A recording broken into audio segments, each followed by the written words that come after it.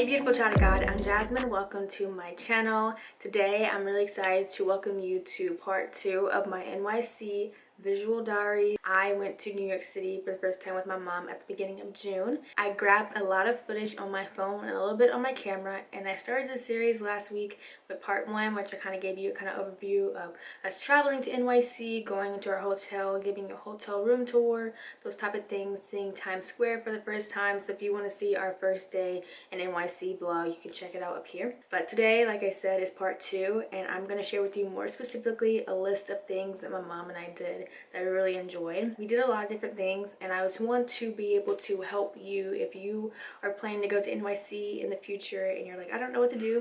Hopefully this video will provide some type of guidance there. I also took a lot of footage on my phone. So throughout this video, I'm going to share the footage with you so you can kind of visualize what it was like to be there. So without further ado, here's my list and let's get into it. So the first place, and it's of course the Statue of Liberty. Now, I'll put you onto something because my mom and I learned about this when we were doing research. We didn't go to the actual island that the statue is on, where you can kind of see it up close and personal. We went on the Staten Island ferry, and you can take this. This is free, and it runs every 15 to 20 minutes on the weekdays and then every 30 minutes on the weekends, and I researched this.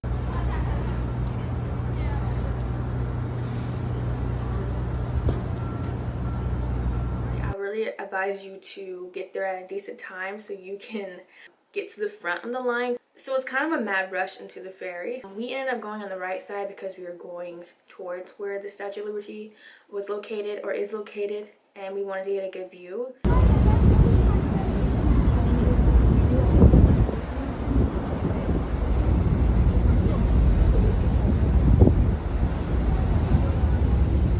So we went right there along the opening, where the window opening, where you can kind of sit on the edge and you could see the Statue of Liberty just plain as clear as day. Is that the same? Anyways, it's very clear. You can see the Statue of Liberty.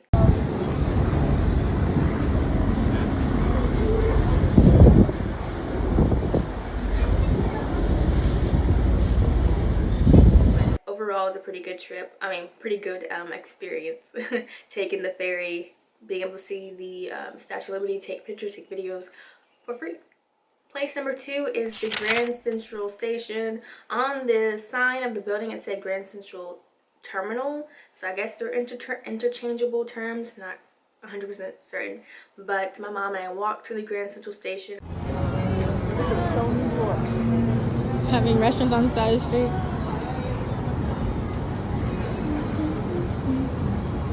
Beautiful, just really beautiful architecture. There was a man playing his saxophone outside. You can hear actually right here.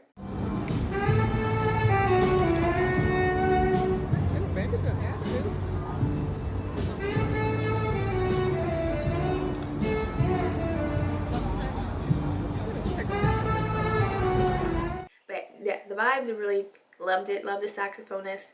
We walk in, you have these kind of rustic doors that you enter into, and you walk into the terminal or the center.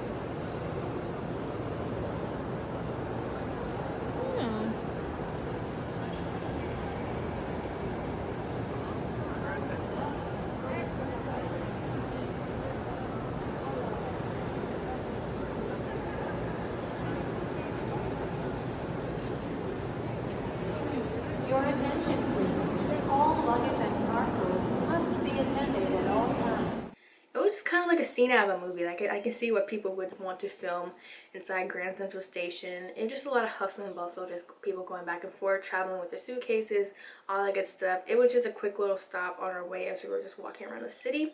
Number 3 is the Rockefeller Center. Now my mom and I will say this a lot. I'll just go ahead and say this now. My mom and I walked to a lot of places. We didn't want to Uber to a lot of places. We are a walking family. My dad, my mom, my little sister, and I.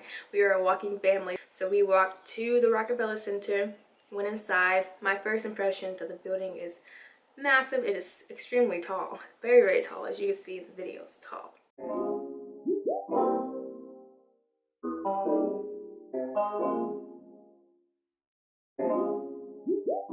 And then inside as well, I just think New York has really beautiful architecture. The inside was really nice. While we were walking in, we just kind of browsed around.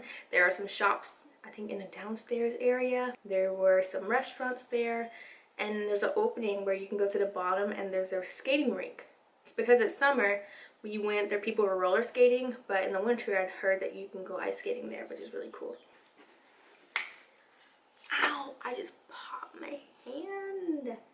Okay, number 4 is St. Patrick's Cathedral. This was right close to the Rockefeller Center, and my mom, I guess when she was doing research, some people recommended going inside because of the architecture. So we went inside the St. Patrick's Cathedral. It's free, and you walk in. You had to be really quiet. There was a choir that was singing at the time, so we didn't really speak. We just kind of walked around, and the architecture inside the building is absolutely gorgeous. It had stained windows, just the ceiling, and just it's just a really beautiful looking, it was just overall a really beautiful building to look into. All right, number 5 is going to be 2 things together, but they're both parks, so that's why I'm blending them together. The first one's Bryant Park, and then the second part is Centennial Park. Now, Bryant Park was one of my favorite places to go to while I was on the trip. It was so beautiful, all the greenery from the trees, and while we were walking in, there were some restaurants on the side, and people were just kind of eating. We went around lunchtime, so people were just kind of taking their lunch. And there was a person playing the piano outside. It was just really beautiful. People just sat down and ate their lunch, and my mama and I just sat down for a bit and listened.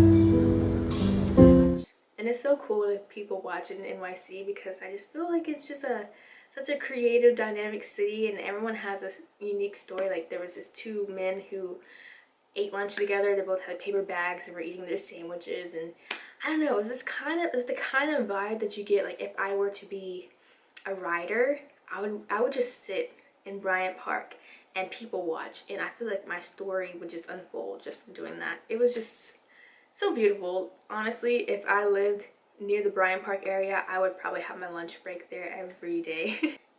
And then Centennial Park, my mom and I also walked there. We did a lot of walking.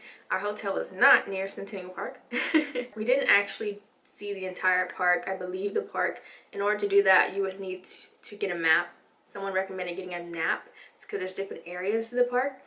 But we just kind of browsed an area of it. We sat down on the bench, and again, just kind of pause, let ourselves rest, people watch, listen to the trees swaying in the breeze, listening to the conversations that people were having. Again, it was just another vibe, just kind of sitting there.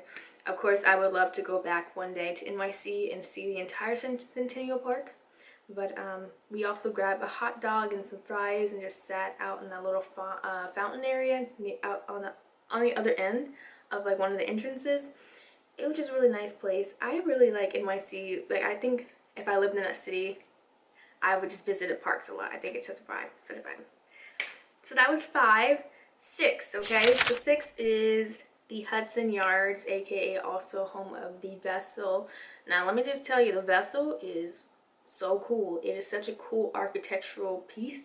I don't even know how to explain it. It looks kind of like something that you would see in Transformers or something. It's a bronze color. It has a spiral staircase. It's glorious to look at in person. You just kind of look up and just take it all in. It's shaped in like almost like a peach or a strawberry. It's it's a really cool building. When we went, you couldn't actually go in the stairwell, but you could go on the ground level. And then just in that area, there's also a little walkway where you can kind of just walk. My mom did that, and then we sat down and enjoyed some cookies from Whole Foods. And there's also a mall like right next to it. You can go inside and do some shopping. There's some restaurants, so it's just kind of like a one-stop shop for food, shopping, and an attraction.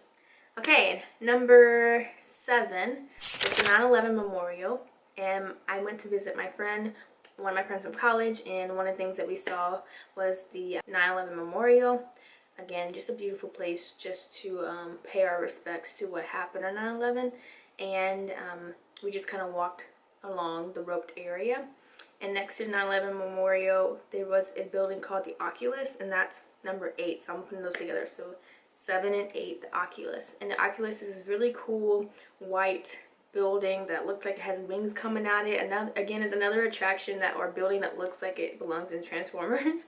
And I looked on the website called archdaily.com, and it says that it symbolizes the light that continues to shine through the darkness of tragedy, which I think is a beautiful way to have something so tragic happen but pay respects to it.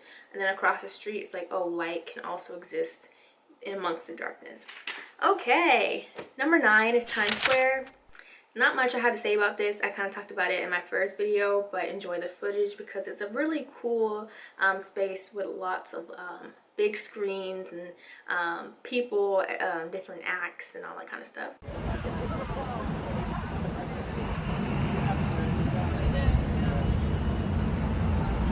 Look at all these people.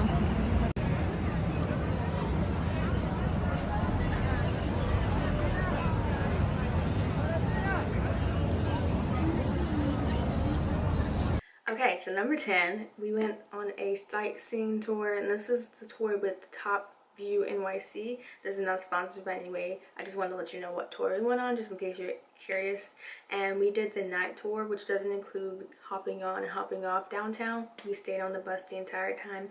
I think it lasted about an hour and a half, and we went around 7:45. That's the tour we went on because we wanted to, yeah, I'm sure, yeah, 7:45. We wanted to make sure that we did it in the evening where it was cooler, and also we can kind of get some nighttime vibe.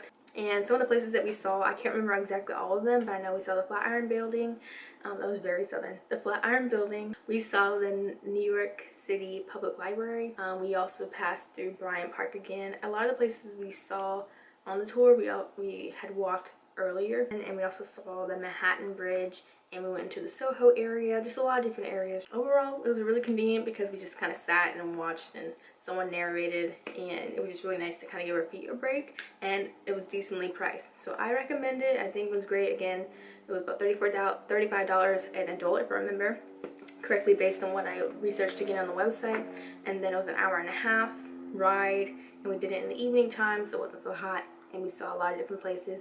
The only thing is we didn't get a chance to kind of get off and look at the places. We just kind of, oh, there it is, cool, and then kept on going. Number 11, I don't have enough fingers for it, but just a note about local events. So while you're in NYC, I would suggest kind of taking a look at what's happening that weekend while you're there, or that week while you're there. My mom and I happened to come across a parade. It was the Philippines Independence Day Parade, and it happened right near a hotel. Literally just walked down a block and we were able to see it. But it was really beautiful just to kind of be there and celebrate with everyone and just kind of take in a different culture. I just want to continue to learn as I'm no longer in school right now.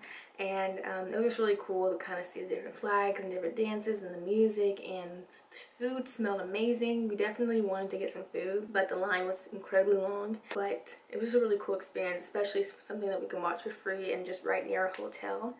Okay, so that's it. That's my list, the 12 things that I recommend, or the things that we just did in general in New York City that I really enjoyed. And most of these things pretty much were free. Just all you had to do is kind of find transportation there. If you want to go free, walk like we did, or if you want to Uber, that's cool too. Take the subway, do what you gotta do depending on where you're staying in the city and what's around you. The next video coming up, and the very last video of this series, the 3-part series, I'm gonna share with you with the different restaurants that we went to. So that way, you know, I'm a foodie, and one of the biggest things when I go on trips is trying to find really great restaurants. So I kind of want to help you out in that area. But again, I hope this video was helpful for you. Let me know down below if there's anything on the list that you have done before, and what did you feel about it, what was your experience, and if there's anything that you would add to the list, let me know, let the community know down below, because we are here to help each other and inspire each other.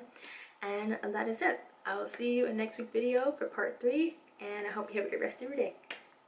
Bye.